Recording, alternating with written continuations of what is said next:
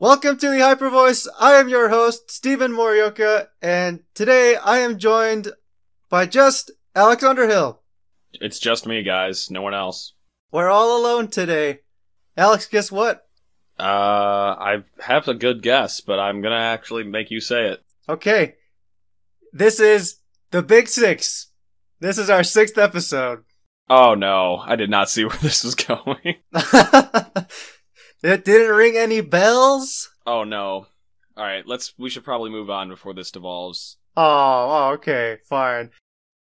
We just got a bunch of brand new news for the 2017 season about the circuit and a whole bunch of other things, but we're gonna get into that really soon. I just want to make a quick announcement for the show, is that we are now officially on iTunes. This was actually maybe 2 episodes ago we finally got on there. So we're distributing our show across multiple platforms. We're on YouTube, we're on a podcasting site, Podbean, and we're also available on iTunes. So a lot of different ways for you guys to reach us. On iTunes, you can also leave us a review, and as always, you guys can leave us feedback in whatever form you choose. And another thing would be cool if you think, if you like our show, tell your friends or anyone else interested who would be interested in starting to learn how to play VGC, especially during this big year. Alex, any comments on our distribution platforms? No, I think that's good. Cool. So, we have a lot to discuss with the brand new news that we got this past week or so, and we've put them into different categories, and we will go through each of them, and they're going to intertwine, of course. But some of the major points that came across from this news is that the format is going to be changing earlier than we expected. We have international championships, kind of what they are. We have a new world CP bar, a new CP distribution payout and table, and we have a North American regional schedule. So, a lot of topics. Alex, I'm going to leave this up to you. Where do you want to start? Well, honestly, I think the most exciting news for me is that the format is flipping December 1st instead of typically the new calendar year. In past years, we've talked about this before, but the format is flipped around when the calendar year flips. So in this case, we would expect to be playing in the Sun and Moon format in the year 2017, but this time we're getting it a month earlier, which creates a whole different kind of atmosphere for the players that are going to be attending the London International, but that's a whole topic in its own later. Anyway, so we have the format starting a month earlier, only 3 weeks after the game is released, and I'm just excited because I've been wanting to move on to a new format for so long now. I'm really excited to be playing with these new Pokemon in this new game. What do you think of this all, Steven? I absolutely love this change. Instead of switching in January, we're going to have start in December, so the game's going to be, freshly out, still in the holiday season, shopping list for a bunch of people. The game is going to be, the format switching earlier is something, it makes sense given the season adjustments they're making for Premier Challenges, which we'll get into later. It makes sense with that, and it makes sense with the brand new game coming out that we switch right away. So, I don't really imagine why people would want to be playing Oros during December when you could be playing Sun and Moon.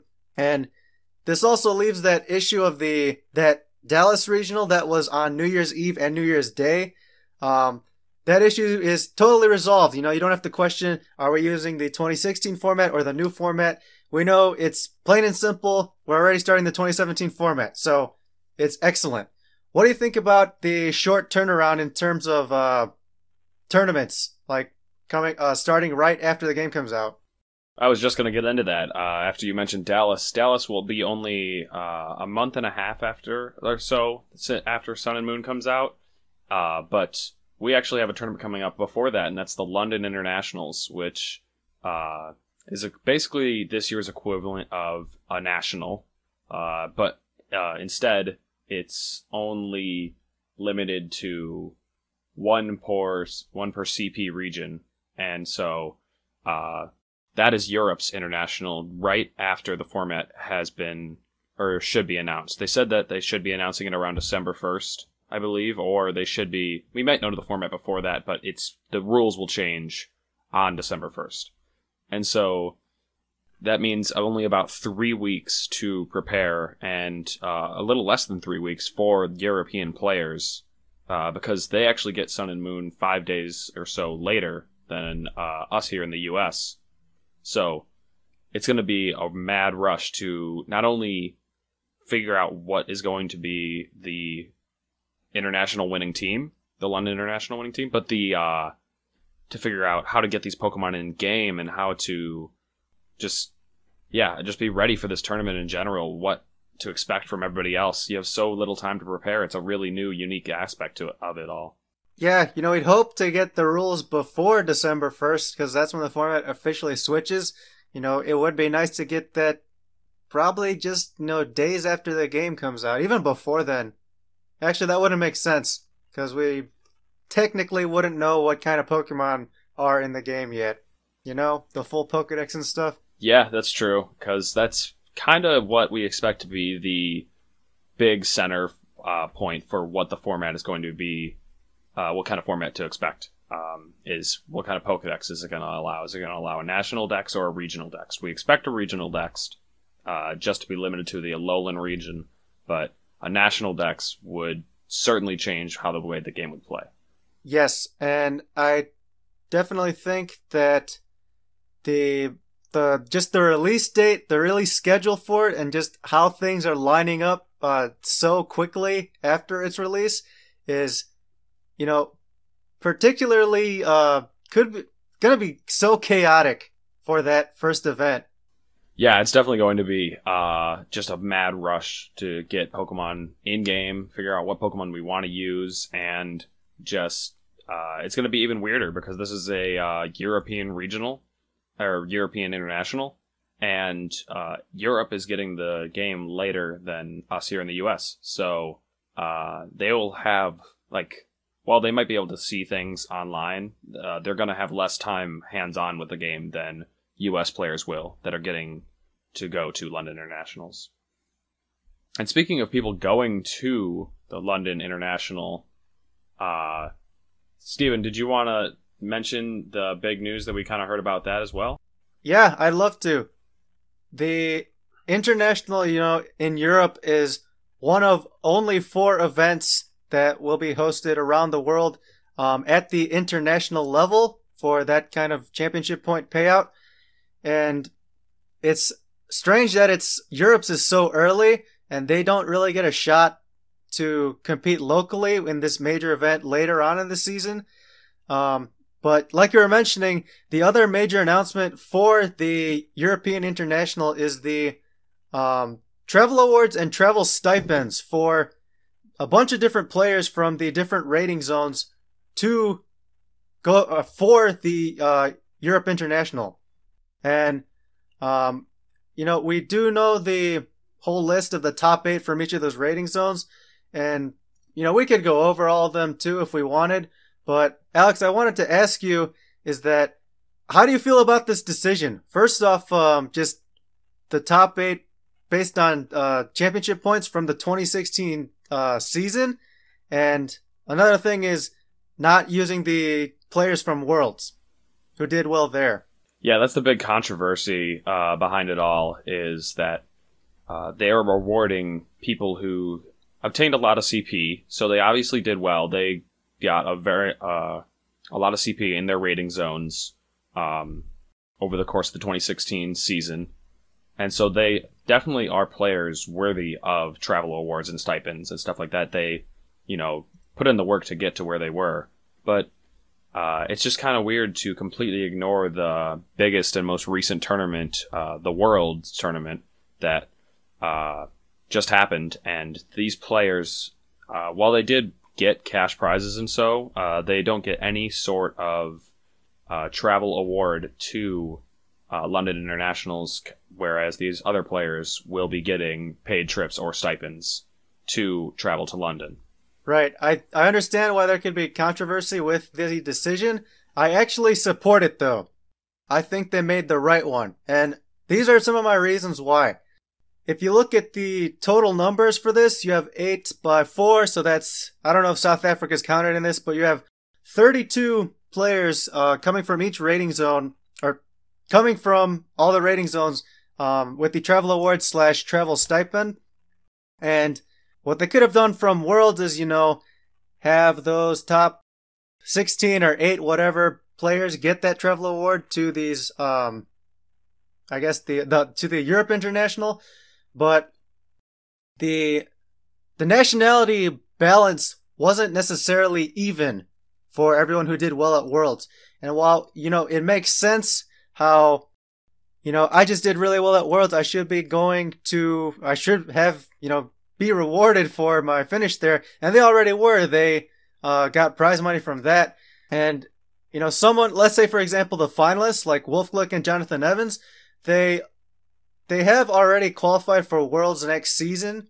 And it would be odd, while it would be great to see them compete in London, obviously, and I think Jonathan Evans will be there anyway, they basically have their invites already, and it doesn't create that as much excitement in a match when players are still competing for their Worlds invites or, just progressing during the season, rather than, Wolf or Jonathan already have their invites and they're just playing because, they got this travel award or something. So I think they made the right decisions in terms of balance, because now you get at least 4 from each rating zone, and possibly 8. So that's my take on it.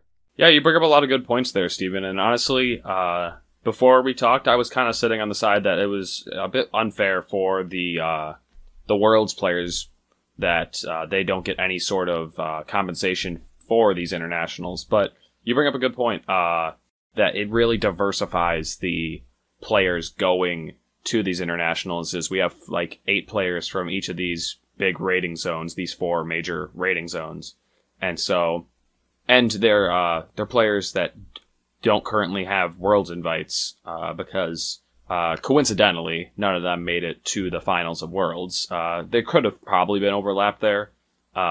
It's not something that I'm sure they would have tried to work around, but it's really interesting that we get so many people from all over getting paid trips to an international. This is something that's completely new to VGC, and it's just going to be a really cool concept regardless.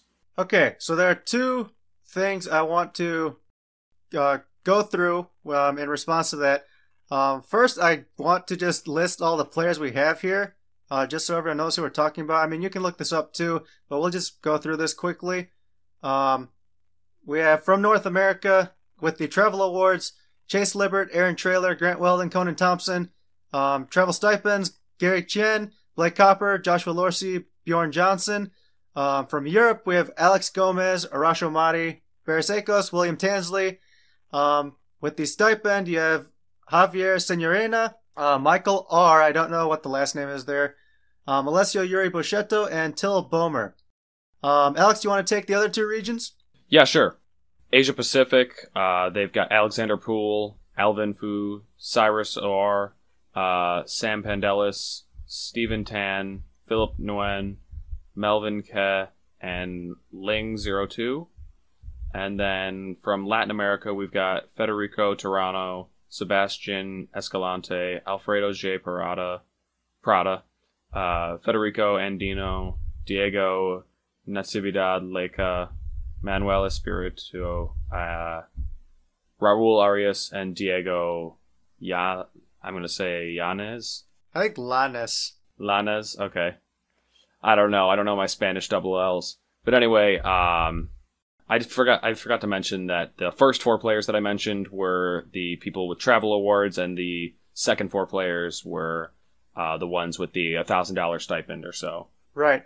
And, we just wanted to make sure they get the recognition for, the players who are getting these awards / stipends. And, very diverse crowd here. I looked through this list. I think 7 out of the 32 made top cut at Worlds. Oh, really? Okay, okay. Very cool to see. Yeah. But the other thing I wanted to... You mentioned how that this is kind of new to VGC with these type of rewards. On this scale, yes, I do want to kind of go back to the 2013 season to explain, Pokemon's done something similar to this before. So what happened was in the fall of 2012, so this starts the 2013 season, there was the fall regional, so I'm talking about the US circuit here, and Premier Challenges didn't exist at this point. So you had fall, winter, spring regionals. That's the only place you can get points and online competitions. So fall regionals happen. I get second there, and I can't recall if this started for the winter or spring. If you were in the top 20, let's say, I don't remember what it was, top 20 in points, or if you were over, say, 200 by the spring, you get a bye for that regional for the first round. Wow, that's a very interesting concept that seems so unexpected. So it seems similar to this, how your points from a previous result or season in this case, how I would have had 110 points that year. I don't remember if I got a bye for the winter regional, but I know I definitely got one for the spring one. I got a first round bye for that, and then same thing for nationals, U.S. nationals later that year is players who are in the top 16, I think, got a bye for the first round as well. So using these type of results has happened before, but not on the scale where, you're getting travel awards across the world in some cases, and, a good chunk for travel to help out with that stipend. Yeah, this is very cool to hear about, and I'm sure these internationals are going to be such a big deal. They're all going to be streamed, so I'm looking very much forward to tuning in to watch some of those for the ones that I can't manage to make it to. And it's just going to be really cool just seeing this huge international scene that they're trying to create where players kind of go all over the world and play at these tournaments in countries that they're not native to and stuff like that. That's going to be very cool. I definitely agree.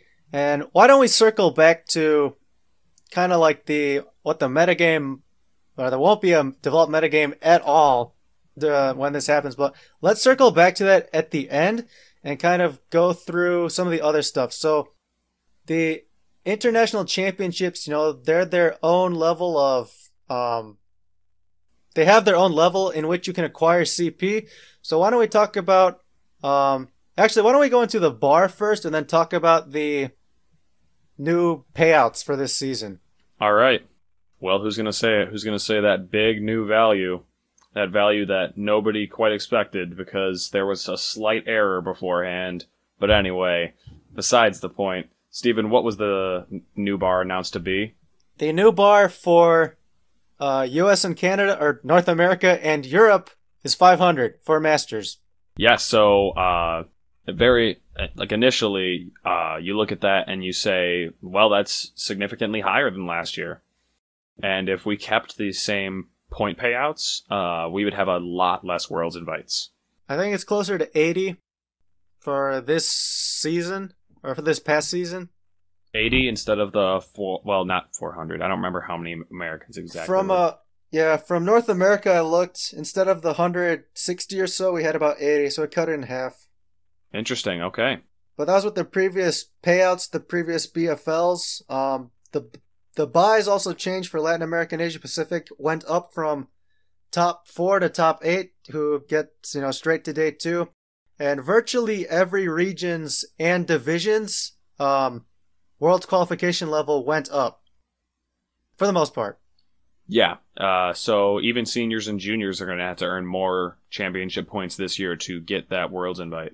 Yes, and while this may seem daunting at first, under last year's payout system, it could be a questionable decision, but that's changed as well. First off, before we move on to the discussing, some of the new payouts and the BFLs and how that will change the layout of the season, what do you make of the new bars, just in general? Initially, I thought it was a really good idea. I was actually sitting in class when these were announced, and you had messaged me saying that the bar hadn't changed, and I was just like, oh boy, like, we're just going to sit with a 350 CP bar again, and then I looked online when I had gotten home, and it said it was 500, and so I was like, Steven, like, you're misreading this information. You're crazy. What are you thinking? And then I heard from some other people that they also saw it was at 350 at some point. They had accidentally put up the 2016 bar at first, but they updated it to 500.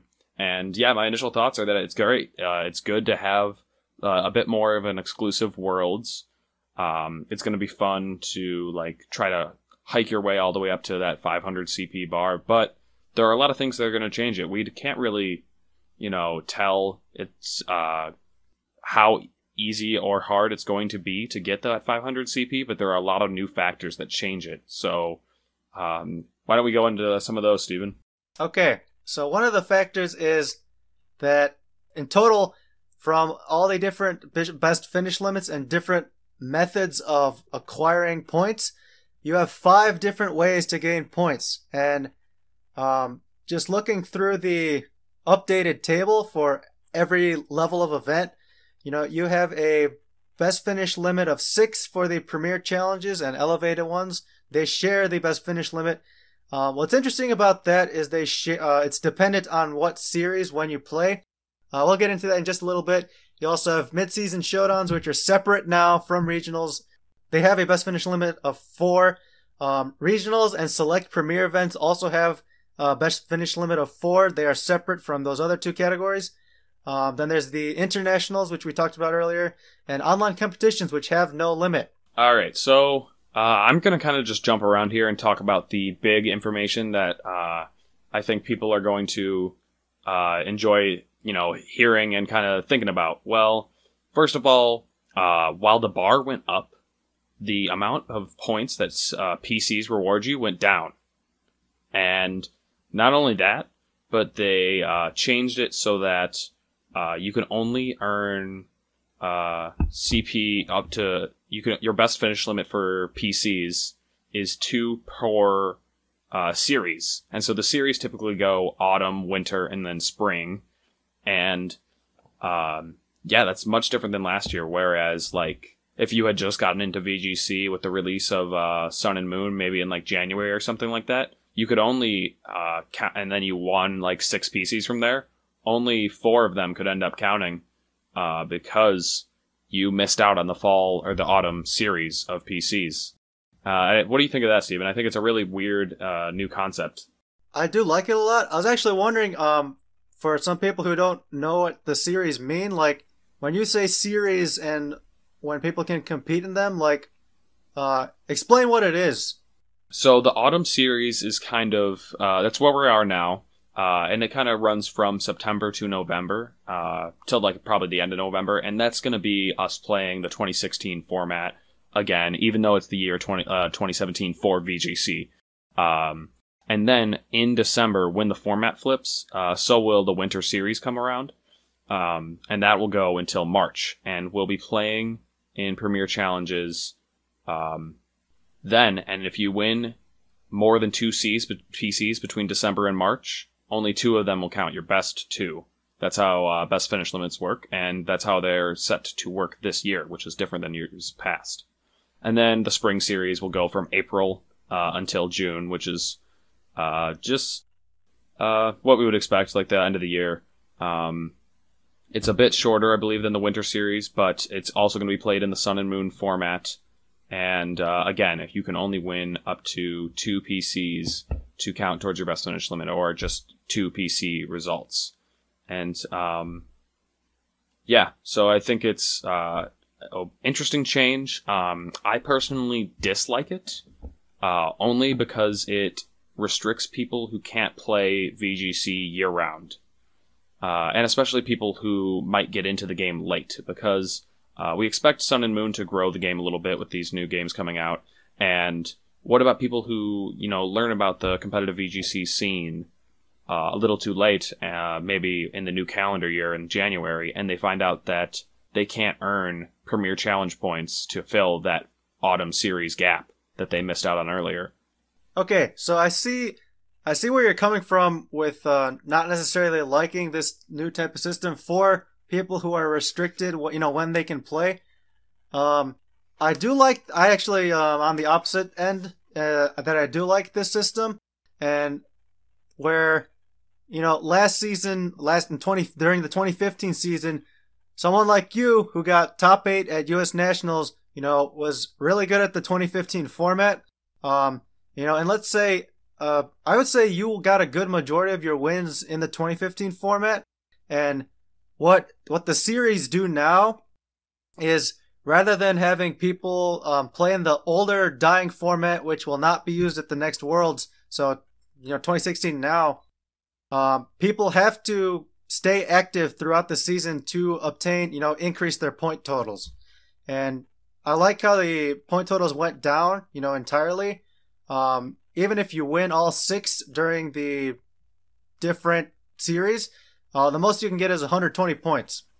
Yeah, so that's significantly less, that's a significant chunk less of your Worlds invite, whereas last year you could get up to 180 points from Premier Challenges, and out of a 350 bar, that's over half of it. You're already halfway to a Worlds invite, where in this case, you're just over a fifth. And also, yeah, you're not wrong. I did earn a lot of points in the fall season, or the fall series of 2015. And so that is an interesting concept. You say, so that people have to be active throughout the whole thing. But on the contrast, it does force people like you who like to take the fall and kind of just sit it out. You're going to have to be more active yourself. You're going to have to start attending Premier Challenges. You're right. And if you're actually right about that. And, some of the complaints from last season were like, you can get your entire Worlds invite from just Premier Challenges and Midseason Showdowns. So I just did a small calculation here. If you max out your points from just those 2 categories, you can get 64% of your invite. 64%? Yeah, it's 320 points. Yeah, this is from North America and Europe for the 500, so it's even more of a percentage for different divisions and different regions. But where I was going with this is that, I do have to stay active in terms of, playing in the fall and still playing the 2016 format, even though I really don't want to. It probably will keep me more engaged, and, I'll at least come to some Premier Challenges, just to pick up points, because points are points and you never know when they'll come in handy. And, well, I guess considering that the series, you can only get 2 right now for the 2016 format, and December is going to start 2017, that would be 8% of an invite that I would be missing out on if I don't play at all. So 40 points, I still feel confident I would be fine without playing in the fall, but I probably show up now anyway because of this news. It got me excited for next season. Yeah, you always tell me that every point counts, and so you'd be kicking yourself if you missed out on those points and couldn't go back for them. But, yeah, moving on. Another interesting thing is mid-seasons got their own best finish limit, where it's no longer shared with regionals. Now you can have 4 mid-seasons sitting in a best finish limit of their own. They did lower the payouts by a significant amount. There were 90 in the past, now they're 50. So while the bar went up and the mid-season mid-season CP payout went down, you can still earn a lot of points for mid-seasons. But I think the one thing that might be the saving grace for mid-seasons, since they seem to be a little bit too powerful again this year, in my opinion, is how limited they are as to who gets to run them and how many they get to run. That is true. With limited availability, we pretty much right now know nothing in terms of when and where they will be held, the quantity of them per region. So that'll be a very interesting development to follow. And so moving along, online competitions now have no best finish limit shared either, but they don't actually have a best finish limit at all. You can just play in as many online competitions, and they are just CP that kind of sits with nothing else. It sits by itself. It's points that you can just add on to the total, and nothing can be subtracted from it, essentially. Okay, do you like it having its own category and being unlimited? I haven't really thought about it enough yet. I don't know how bad it will be, because we only typically have like 3 or 4, maybe, at most per year. And so you'd have to be pretty consistent online in a best-of-1 ladder tournament to get a lot of points from these kind of things. We do know players like that. We've seen players like Paul Chua frequently rise to the top of these international competitions, and as well as just climbing the ladder, which is all best-of-1 play, and just showing how consistent you are in a best-of-1. But I don't think that it's going to make or break anything. I think it's just an interesting new concept. Overall, I'd say it's good, but I'm gonna wait to see how they go and see how often they occur, because on a side note, we did have an announcement in the past about being able to run your own online competitions and stuff like that. So we'll see where online competitions go this year. It could be totally different in Sun and Moon. That's true. I still think it'll just end up being like international challenges stuff like we've had in the past. I have zero problem with this category and, the way it's structured with no best finish limit, because we have a championship point bar for every region, except South Korea and Japan, which do their own thing. It would be nice to finally get them involved somehow, but, they're out there and they're separate right for the moment. But, with the CP bar, people get points. You either qualify or you didn't, and this will help you try and attain that goal, which, should be one of the first things you're working towards this season, is qualifying for Worlds Day 1. We've already talked about this in the past few episodes, where not necessarily getting the Day 1 bye isn't the worst thing in the world. Good players will still qualify for Worlds, and you can make it through at Worlds by going through Day 1. I think that's all I have to say about that, really. Oh, unless the online competition points end up determining those Day 1 buys at the end of the season. They'll probably factor in at some point for someone. Yeah, I'm sure they'll make some kind of difference, but I think it's mostly good. They pay so much because it gives people who don't have as many like premier challenges around themselves something to kind of practice for and then earn a lot of points in if they are managed to do well enough. It's a way that it's like very accessible. It's a accessible amount of decent CP. It's a decent chunk of championship points.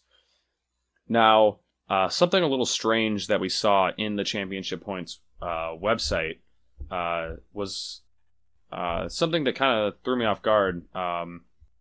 They have these new things called selected premier events.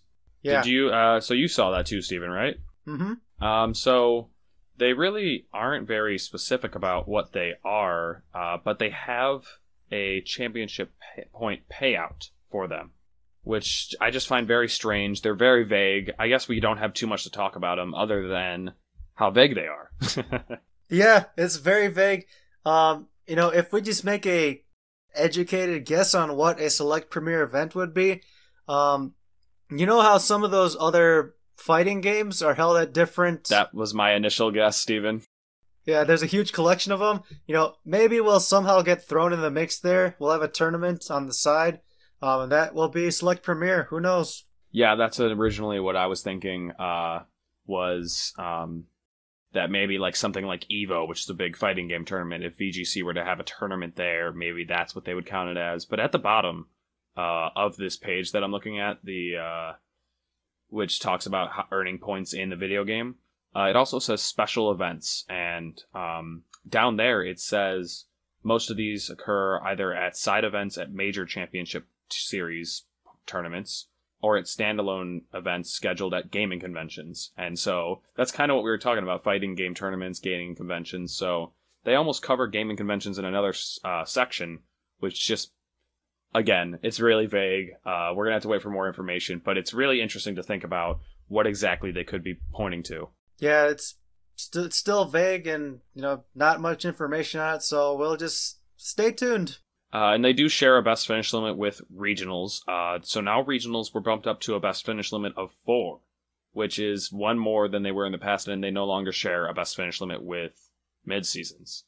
The points that regionals reward for first was increased, but the bar was increased as well. So regionals now award 200 for first, which, if you want to do the math, winning 2 regionals is still not going to get you an invite. So I think that's a really interesting concept, is that, I always thought that, like, if you win regionals, you should be most of the way to your invite. But in this case, winning a regional doesn't even put you halfway there. No, just with the sheer number, which hasn't really changed from the past few seasons, like around 16. And I guess at this point in regionals, let's talk about both the points they award. We have a North American schedule, so we can go through that quickly, and then we'll jump back to the internationals and their point payouts. But like you were saying, the points, after first 200, it just incrementally goes down by 40 until you reach top 8, which gets you to 100. And then it decreases after that. And basically making top cut gets you a bunch of points. Plus, kickers are kind of different for this season for a lot of the events.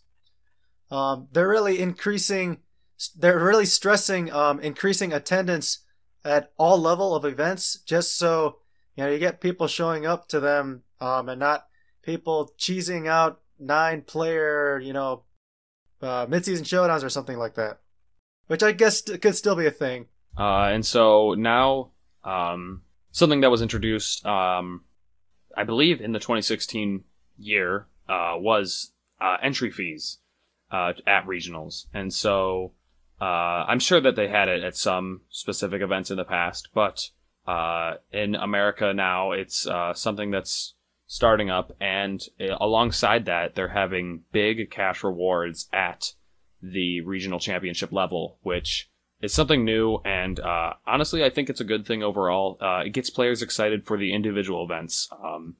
While I said that, like, winning regionals doesn't even get you halfway to your Worlds invite, winning regionals can earn you a good chunk of cash. You could just win a single standalone event, not even play any more VGC for that year, and still have earned quite a bit just because of that one win at regionals.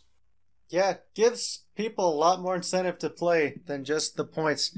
They have a table on Pokemon's website for what those actual cash payouts would be based on attendance. And it varies depending on how big the regional is. And, I like it. I like that change. Everyone's happy to start receiving actual, prize money, some nice Zene or nice Poke Dollars for winning Pokemon battles now. Yeah, and we saw at the end of the 2016, not the end of the 2016 season, but just before Nationals at the spring regionals, how attendance had really dwindled. And we were seeing some of the smallest regionals that we had seen in a while, some falling even below 100, which is quite unexpected. And so with this, it kind of incentivized people to go to regionals all year round, which is another thing that they changed this year, is that regionals will no longer be centered around the same 3 weekends that they normally do. As we mentioned earlier, there's an autumn series, a winter series, and a spring series. And typically they would have 5 or so regionals over the course of 3 weekends in different places across the U.S. This is for the U.S. Regional cycle.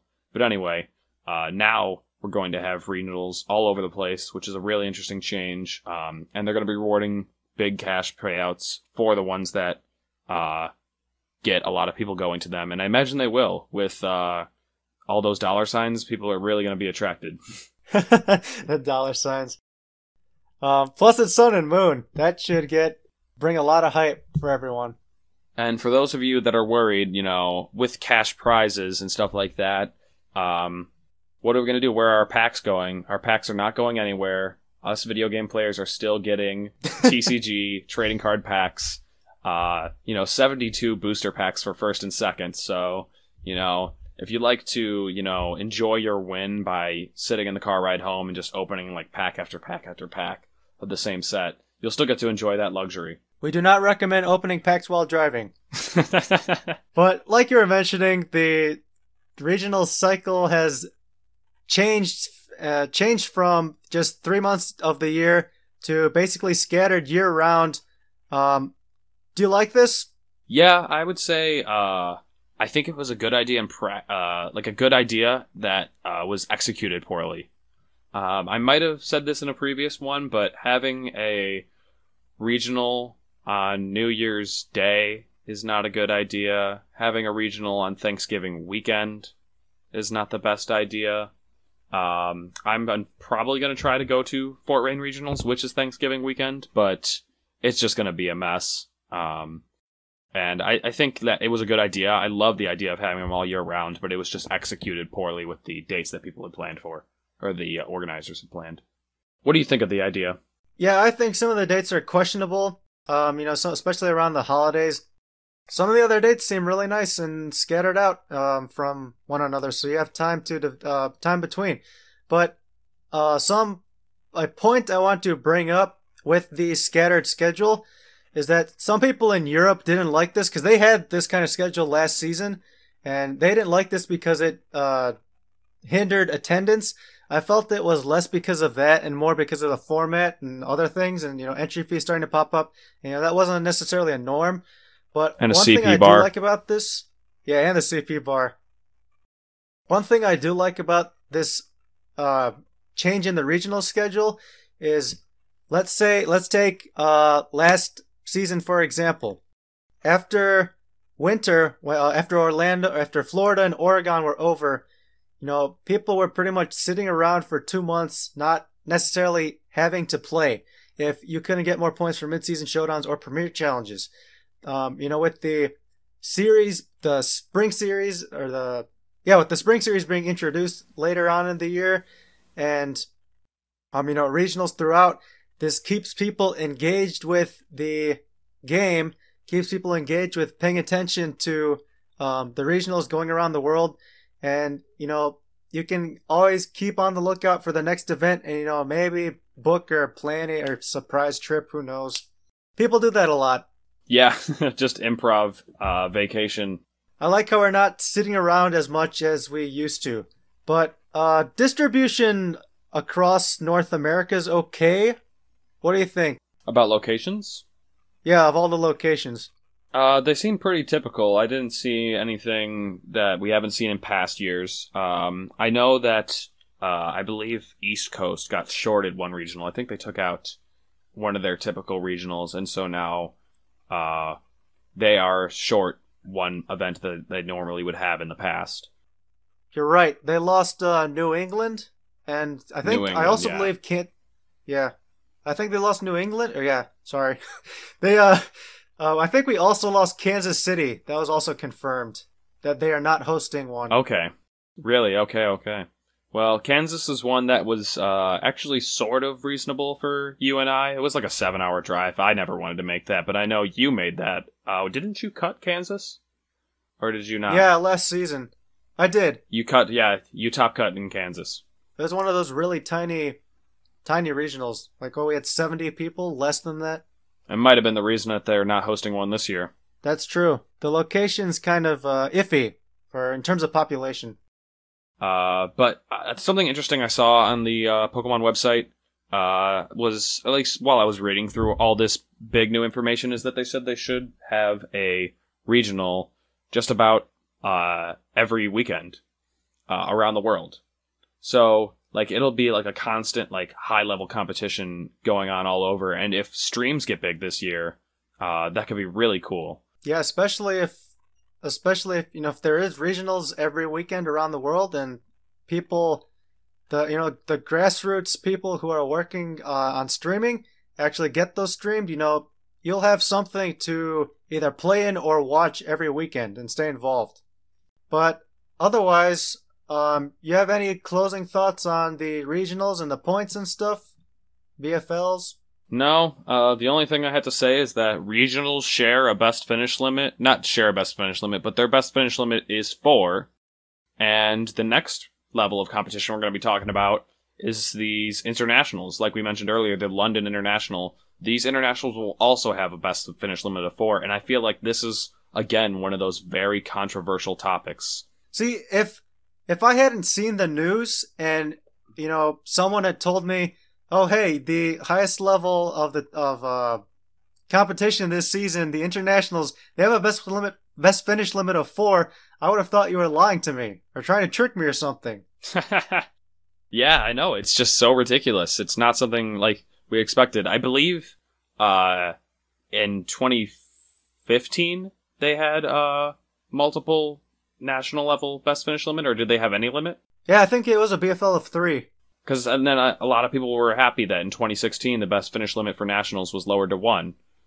But now we have the introduction of internationals, and I believe we have pretty much confirmation that there's going to be 4 of them over the course of the year. And you can get points from all 4 of them if you manage to attend them all. So somebody who has the time and money to go to all of these internationals can just get points that really can't be replaced by anything else because there are so few tournaments at the international level, and there's so few tournaments that pay so much. Yeah, I wonder just, except for Europe, which we know already, when they plan on scheduling the rest of them. Because there seems like there's really large gaps in some of our, at least for the North American regional schedule. I wonder where, maybe they'll try and fit them in on some of those weekends. But who knows, these might also just be in the summer too, like normal. Yeah, normally U.S. Nationals, which probably should translate to a North American International, would most likely be in the summer. But what if they tried to squeeze it in sometime before then so that they can move Worlds to the middle of the summer? That'd be an interesting concept. But anyway, that's just speculation. Another interesting thing about internationals is they pay 500 CP for first. And if you were paying attention earlier, we said that the new bar for Europe and North America is 500 in CP. Yeah, we had talked about this before, how, we wanted a certain level at the international level or national level in the past to, either top 16 or top 8 would qualify you for Worlds. Now you have to win to get that invite. Significant change. Where we look at years past, like myself as an example, I made it to top 8 of the 2015 Nationals, and I had a very poor season before that, so I didn't have enough points to get a Worlds invite. And a lot of people thought that maybe I should have because I made it to the top 8 of the U.S. National, and they thought, hey, that's good. Like, that's probably good enough for a Worlds invite, but I didn't have the CP for it, so I couldn't go, which was fair. I knew those restrictions beforehand. But they changed it for the 2016 season so that I believe it was down to top 16 gets a invite to Worlds. You had enough CP to get that day 1 invite to Worlds just for getting top 16 at the U.S. Nationals. Well, now they've changed it so that internationals, only first is going to get you enough CP to make it to day 1 of Worlds, which is a huge turnaround. Right, dependent on region. Depending on where you're coming from. But there's some things that, maybe some people don't see on the surface here. I want to take the U.S. Nationals last few months ago as an example. Michael Lanzano, Jive Time, he came into that tournament with 0 points. So he had nothing going into that. He needed to get, whatever the minimum was he needed to get top 16 at a minimum to qualify for Worlds. He did do that. He got all the way to top 8. Right? He got top 8? I believe so. Not? Okay. Second guessing myself there. And, he was on stream playing, and I remember rewatching these videos and the commentator saying how, he hadn't played all season, or he had to get play points, so he had to play earlier, but maybe necessarily didn't do so well. But, he came in with 0 points, and basically, they're saying, hey, he came into this one tournament and he got his Worlds invite. Now, is that really something you want to be streaming to the world? How, even though this was the structuring of qualifying for Worlds in the past, do you really want to be showing people, hey, all you have to do is do really well in one tournament and you're all set? That's a good point. Also, just a correction, Michael Lanzano did not get top 8 at U.S. Nationals. I checked, just to make sure that we aren't spreading misinformation. He did not make it to the top 8 at... Actually... No, wait, did he? Was it top, was it top 12 or never 8? mind. I don't know, because I just went up and looked at the... But I was looking at the CP bar. That wasn't Nationals. Whoops. Okay, he top cut at Nationals and was able to qualify for Worlds through Nationals alone. That's the important thing. All right, we'll leave it at that so that we don't mix anything up. But yeah, that's a good point. That we don't want people, just showing up to one tournament and already being set for Worlds. It's maybe not the best message to be sending. Is it's more of a year-round circuit. You want people to attend multiple events, and so I can see why they would do that now. Right. That is the message they're trying to send. Is, hey, we want you to compete in the circuit, play in more events. Go out and get more championship points. And if you are one of those people who, say, goes to the international with 0 and ends up winning to qualify, you deserve that. Absolutely. Because I imagine this stage of tournament, and you can already tell the December 9th, 10th, and 11th schedule they have is going to be the day 1 Swiss, day 2 Swiss, and then X2 is moved to cut, most likely. Yeah, and honestly, I forgot to mention this when we were talking about internationals, but I think it's really interesting that Europe has their international first just a couple of weeks after Sun and Moon is released, and there's kind of no going back from there. Like, they've had multiple nationals in the past, now they have just one international, and it's just kind of thrown in 3 weeks right after the format starts, and from there, the rest of their season, they'd have to travel to another country to get to another international, to get that big chunk of CP. So it's kind of weird that they're left with this one tournament so early in the format and kind of nothing else. Yeah, it'll be an interesting dynamic with how the event turns out. Obviously, I feel like Europe will have the obvious advantage in terms of numbers participating. Dependent on everyone's schedule, considering it's the middle of December, nearly the end of the school semester. But we'll see what happens with that. Another thing I wanted to mention is how they also mentioned on the website how for future internationals that they will also be awarding travel awards and maybe stipends as well for, the other regions, Asia Pacific, Latin America, North America. How do you think that's going to work with, especially if they continue to take players from the top percentage of each rating zone? Yeah, it seems that certain players could maybe just train their way all the way to all the internationals if they just manage to keep doing well enough. If someone's just kind of sitting on top, after the London International, say, and then they get a lot of points from the London International, and they earn some kind of travel award to the next one, then they could just keep going, doing well enough to get points to stay on top, and then stay on top and stay on top, and they might just end up, with people who do well earlier in the season, or in this case, in a past season, for those people that are getting travel awards to the London International, you might be able to just continue getting travel awards, kind of just stacking on top of each other. Yeah, and say, for example, those players we mentioned earlier in the episode will get their respective travel award or stipend to, the event. And if, let's say they don't do well and then their point total doesn't increase at all for, whatever reason, because they didn't do well, obviously. But let's say what this is telling me is, first off, from their performances last season, they deserve the continuous fruits of the tree they planted, way back when.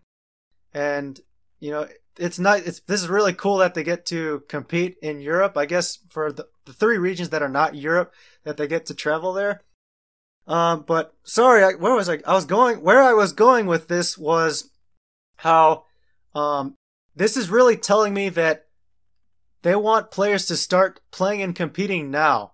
And that the reason for that is, say these players don't necessarily do well at those, at the internationals, and, a bunch of people can pick up points from the Premier Challenges and the early regionals right now. Is it possible by what? It's not. Well, of course it's possible, but when you get to this point, when you start in this early in the season and acquire as many points as you can, you are likely going to reap that benefit of being on top of your rating zone, and you're going to get some reward for that. So I highly recommend people start playing now. I'm going to have to kick myself in the butt to do that. If I want to have any chance at having a travel award or something like that. Hypothetically. So yeah, I think you bring up a good concept of, a constant race to the top. Like, it's not just about who finishes at the top of the CP ladder at the end of the season, but, it matters during the middle of the season too. Who's up there, who's going to get those travel awards to these other internationals. But I think that having the internationals reward so much championship points is kind of going to hinder that a little bit. So let's think about this another way. In Europe, you look at the points payouts for top 8. 240 is the minimum, and only 8 players will get that. So when you think about it, especially if it's spread across the different rating zones, depending on who gets it, and if South Koreans and Japanese players go there as well, and just dominate and take away points from people, that's certainly a possibility. And not everyone's going to have. Let's say not everyone necessarily is going to be from Latin America, the Latin America region, finishing, first through 8th. It could happen, but, is it likely? No, not necessarily. So it's not like you have to be that concerned within your own region of who keeps getting these points. I think for Europe, definitely, because this is your first, this is the first major tournament of the year, and it's coming so soon after the game comes out. So this is kind of that, we've already circled back to this, but why don't we just start wrapping up by saying, how do we think the Pokemon's going to be for the first, for this tournament in Europe? Well, I've seen a lot of people using the term crapshoot just to describe this first international, just because it's so soon in the format. We're going to know so little about what exactly all these new Pokemon are going to be doing, and probably not going to have very much practice with the teams that people end up building. And then, like I said before, they're only going to have so much time to build them in-game, get those perfect stats and stuff like that. So it's going to be a real race against time just to get everything ready for that first London International. Right, it's going to be a very quick race and maybe lots of lost nights of sleep preparing for this tournament. I actually have a story about, kind of this really short preparation time. In 2005, before the Battle in Seattle tournament happened, we got Pokemon Emerald 10 days, either 10 days or a week before it was released to the public.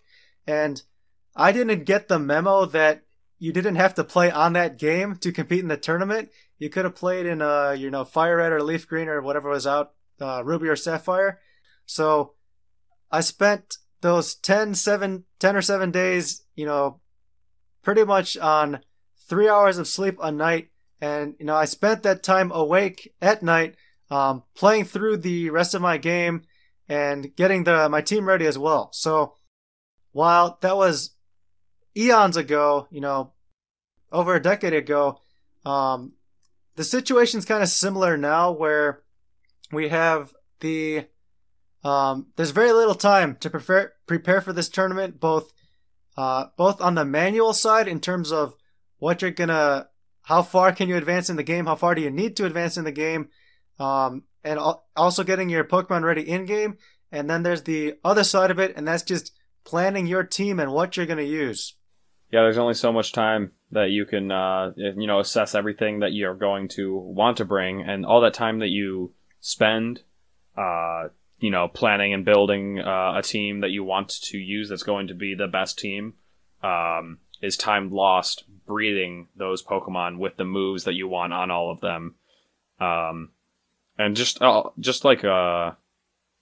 sure the information will be up in relatively short time, but from day one, we're not going to know like all the movesets and stuff like that, and all the different egg moves that Pokemon can get and stuff like that. So, there's going to be days where new information will be released and stuff like that you'll realize, and you'll have to either prepare for or add it to your team. It's going to be a really interesting concept. It's going to be very cool to see the community really pull together as a team to find all this information for everyone. So that about wraps up this episode with all the news coming up for this season. There's still lots to be announced, especially the format we're actually playing. It's still not 100% guaranteed what we're predicting it to be. So with that, Alex, do you have any, final thoughts on anything we've talked about on this episode? I'm just most excited for these internationals coming up, the one in London. I'm really excited to just watch what unfolds there and see how quickly the metagame can develop. Right. This is really the first stage of development of the metagame. Will be at that tournament, because I think the best you'll get before that might be a Premier Challenge or two the weekend before. Yeah, no major events happening before then, so I think whatever ends up winning there will inspire a decent amount of change early in the format, and we'll see how people react to it. That still just baffles me. 9 days after the format officially starts, you are playing in the International. Yeah, so soon. It's going to be so just different and cool. I'm also very much looking forward to seeing how well the people who received all these travel stuff to the International, how well they do. Under the pressure of, these are from the points from last season, and just how well they do under this circumstance with basically no known metagame at all at this point, or at that point. But that'll do it for us. If you guys have any questions about some of the things we talked about, or if you disagree with us, let us know and ask us a question about it. We'll talk about it on a future episode, if not the next show. Otherwise, that wraps up another episode of the Hyper Voice. Lastly, Alex, if people wanted to find you on Twitter, people can do that. They can find me at LexiconVGC. For myself, you can follow me at Super Morioka. Well, I think that 2017 is shaping up to be a great season for VGC, and I can't wait for the release of Sun and Moon. I can't wait either. Sun and Moon is going to be great. If any of you new listeners are here, we hope you are excited. Hope you stay on track with our show, and stay tuned for more updates on Sun and Moon, VGC 2017, and there's lots more to come in the next few months. It's crazy. It's the end of nearly the end of September already, and Sun and Moon is going to be out in no time, so I can't wait. All right, well, we'll see you guys next time in the next episode of the Hyper Voice. Bye, guys!